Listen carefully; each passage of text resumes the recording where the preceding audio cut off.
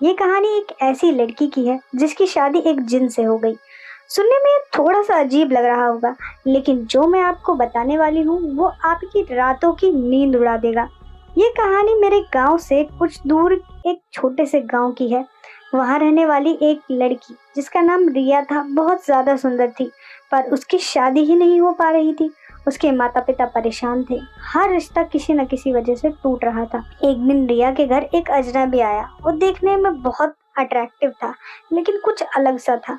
उसकी आंखें कभी कभी अजीब सी चमक उठती थी। उसका नाम रेहान था। रेहान ने रिया के परिवार से मिलकर उससे शादी का प्रस्ताव रखा। परिवार ने बिना सोचे समझे ही हाँ कर दी। शादी के बाद रिया अपने नए घर चली गई। रेहान का घर गांव से थोड़ा बाहर की तरफ जंगल के पास था। पहली रात जब रिया सो रही थी तो उसे अजीब सी आवाजें सुनाई दी, जैसे कोई फुसफुसा रहा हो। वो डर गई और उठकर देखा, रेहान अपने कमरे में नहीं था।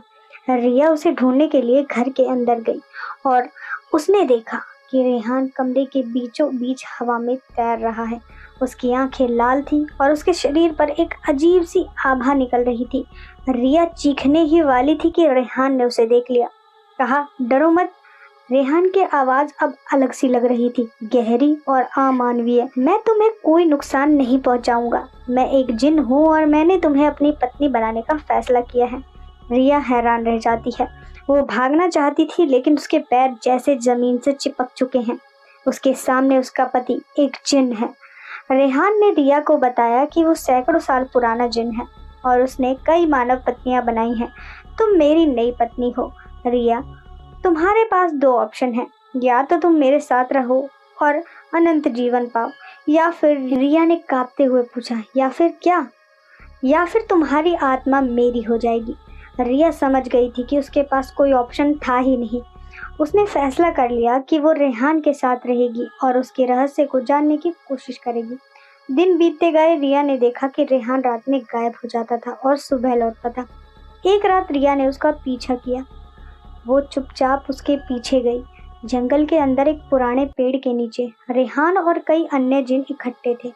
वो किसी अजीब भाषा में बात कर रहे थे। रिया छिपकर उन्हें देख रही थी। अचानक रेहान ने ऊपर देखा और रिया की तरफ इशारा किया। मेरी प्यारी पत्नी, तुम हमें देख रही हो? रिया के दिल की धड़कन बहुत तेज हो गई। वो भागना चाहती थी, लेकिन फिर से उसके पैर जमीन से में धंसते चले जा रहे थे। रेहान हवा में उड़कर उसके पास आया। तुम्हारी जिज्ञासा तुम्हें मार डालेगी रिया। रिया रोने लगी। मुझे जाने दो प्लीज, मैंने कुछ भी नहीं किया है। मैं किसी को कुछ नहीं बताऊंगी। रेहान मुस्कुराया। अब बहुत देर हो चुकी है। तुमने हमारा राज देख लिया है। अब तुम हमारी दुनिया का हिस्सा बन जाओगी। लेकिन तभी रिया को याद आता है कि उसकी दादी ने उसे एक मंत्र सिखाया था जो जिन्नों को दूर भगाता है। उसने अपनी पूरी ताकत से उस मंत्र को पढ़ना शुरू किया। रेहान चिल्लाया, लेकिन रिया नहीं रुकी। मंत्र का असर होने लगा। रेहान और अन्य जिन दर्द से चिल्लाने लगे। उनके शरीर से धुआं निकलने लगा। रिया पूरी ताकत के साथ मंत्र पढ़ती रही। अचानक एक तेज रोशनी हुई और सब जिन गायब हो गए। रिया अकेली जंगल में खड़ी थी, हांफती हुई। रिया अपने गांव वापस लौट आई और अपने माता पिता को सब कुछ बता दिया। कोई उस पर विश्वास नहीं कर रहा था, सिवाय उसकी दादी के, जिन्होंने उसे वो मंत्र सिखाया था। लेकिन कहानी यहीं पर खत्म नहीं होती है।